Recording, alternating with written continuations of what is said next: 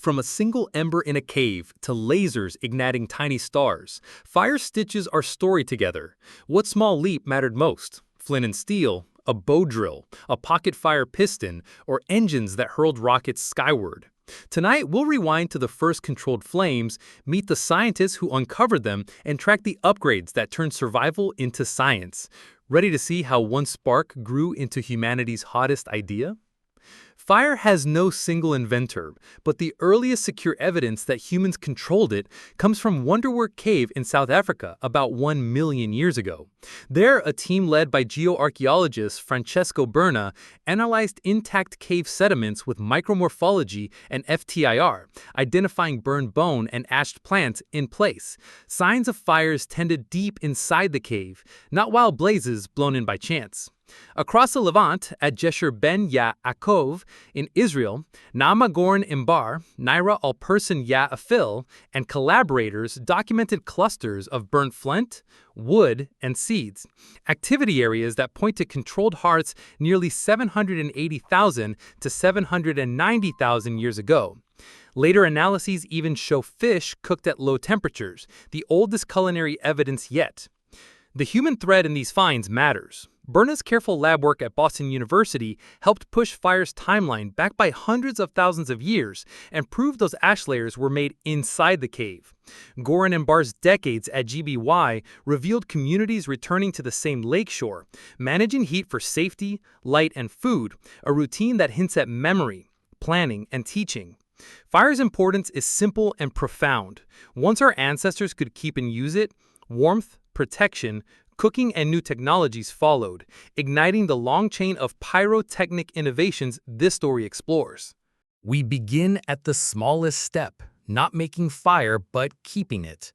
Early humans likely borrowed flames from lightning-struck trees, then learned to tend embers in protected hollows. The clearest archaeological footprints of this Ember Age come from Wonderwerk Cave in South Africa, where intact sediments show burned bone and ashed plants deep inside the cave dated to roughly 1 million years ago, evidence of hearths maintained on site rather than wildfire debris blown in. Far to the north at Gesher Benot Ya, Israel, clusters of burnt flint, wood, and seeds reveal repeated hearth locations around the lakeshore and even low-temperature cooked fish by about 780,000 years ago. Not a bonfire accident, but purposeful culinary control. The next leap is portability, making fire on demand. Two simple systems dominate the ethnographic and archaeological record.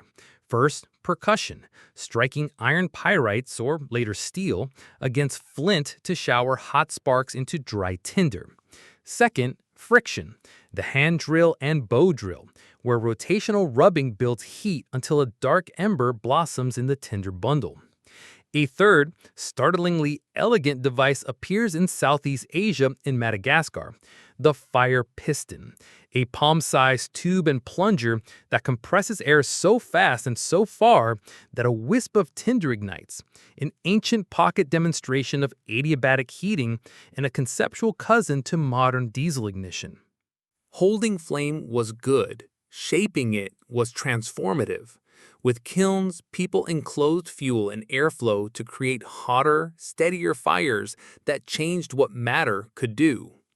Earliest pottery appears in caves like Xianrendong and Yuchenyang, China, around 20,000 to 16,000 years ago, long before farming, implying hunter-gatherers were already mastering controlled extended heat. Kiln logic, insulation, draft control, stage firing, transferred to metallurgy at Belavode in Serbia. Slag and minerals show copper smelting by roughly 5,000 BCE, about 7,000 years ago, turning rock into workable metal.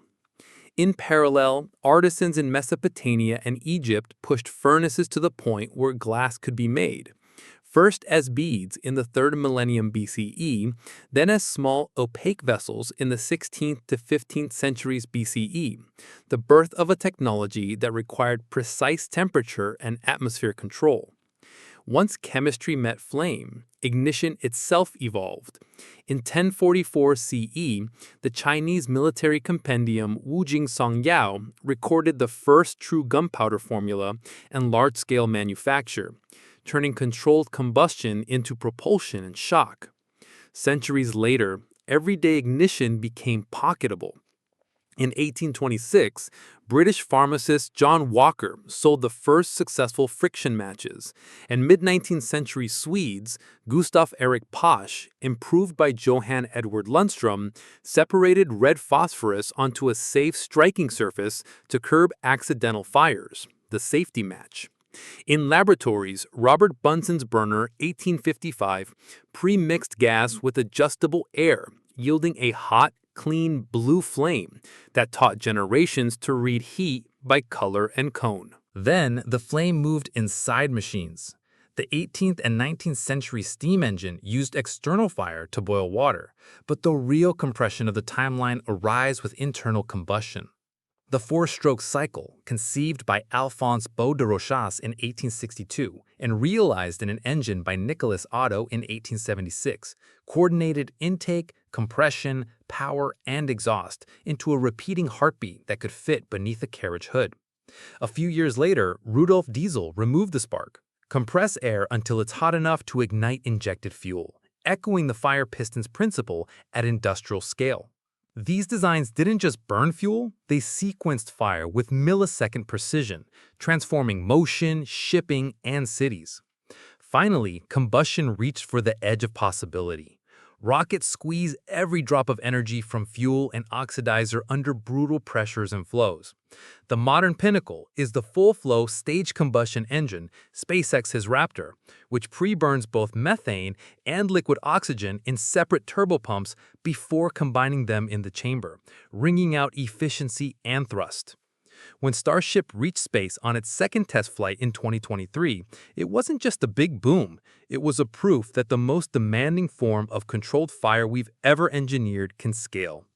From hearth to preburner, the line is unbroken.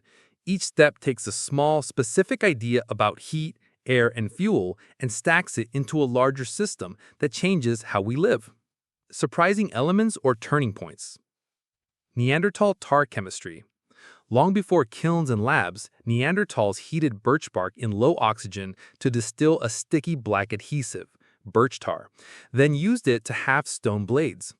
That quiet trick required containers, temperature control, and planning, revealing fire as a chemical instrument, not just warmth or light. A pocket diesel before diesel. In Southeast Asia and Madagascar, the humble fire piston compresses air so suddenly that tinder flashes into a coal. It's a palm-sized lesson in thermodynamics, adiabatic heating, that foreshadows compression-ignition engines by millennia and proves small tools can hide world-shaping ideas. The first cuisine.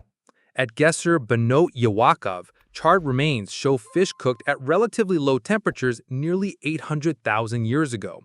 That's not an accidental blaze, it's heat management for texture, safety, and digestibility. Cooking boosted calories per hour and likely free time, nudging social life, brain energy budgets, and knowledge transfer forward. When stopping fire made fires worse. For thousands of years, indigenous peoples practiced cultural burning to create patchy, resilient landscapes. Modern blanket suppression policies broke that rhythm, letting fuels pile up until lightning or a spark turned forests into blowtorches. The new turn? Re-embracing prescribed fire and indigenous stewardship, treating flame as a partner in ecological health. Today's arc. Fire hasn't disappeared, it's just getting cleaner, tighter, and more selective. In industry, advanced combustors squeeze more work from every molecule of fuel, while households steadily trade open flames for induction cooktops and heat pumps. In labs, we now coax fusion-scale heat inside tiny targets and confine plasmas with magnets, proof that the next chapter may deliver fire's energy without the smoke. Smarter stewardship. After a century of trying to banish wildfire, the pendulum is swinging toward prescribed burns and indigenous-led cultural burning, guided by satellite mapping, on-the-ground sensors, and predictive models that read fuel, wind, and humidity like a score. The goal isn't zero fire, it's right fire, patchy, seasonal, and strategic. So forests breathe, towns stay safer, and megafires become rarer. New fuels, new rules. Engineers are pushing hydrogen and synthetic fuels designed to cut soot and curb carbon, alongside burners that dial back NOx with fine-grained temperature control. In parallel, electrification keeps nibbling away at everyday flames. Where combustion remains, rockets, high-heat industry, backup power, it's increasingly filtered, monitored, and recycled. What's next? Expect fewer visible flames in daily life and more invisible heat inside turbines, reactors, and plasma chambers. Fire's legacy won't end. It will evolve, from a companion we fed with sticks to an energy we sculpt with data, materials, and intent. From the ash smudges of Wonderwerk Cave to the blue whisper of a Bunsen flame, from a palm-sized fire piston to engines that choreograph explosions by the millisecond, every advance in fire has been a small, specific idea layered on the last. What began as guarding embers became cooking, kilns, metal, glass, then ignition on demand, engines, rockets, and now labs that bottle star-level heat, while kitchens go quiet under induction. Fire didn't just keep us warm, it rewired our diets, expanded our maps, and powered our machines, shaping bodies, cities, and stories. Yet the next chapter feels different.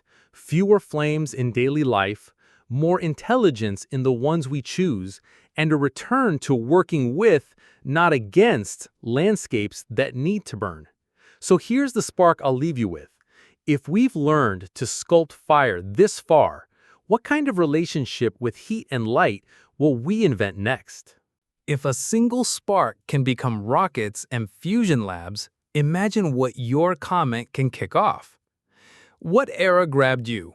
The Ember Age, Kiln Age, Engine Age, or Fusion Age? Which tiny invention should we unpack next? The fire piston, birch tar chemistry, safety matches, or full-flow rocket engines? Add your take below. Your ideas shape the next episode. If this kind of time travel tech lights you up, there's a playlist waiting, and sticking around is the easiest way to catch new drops. Want more right now? Explore the other videos on the channel and keep the thread burning forward.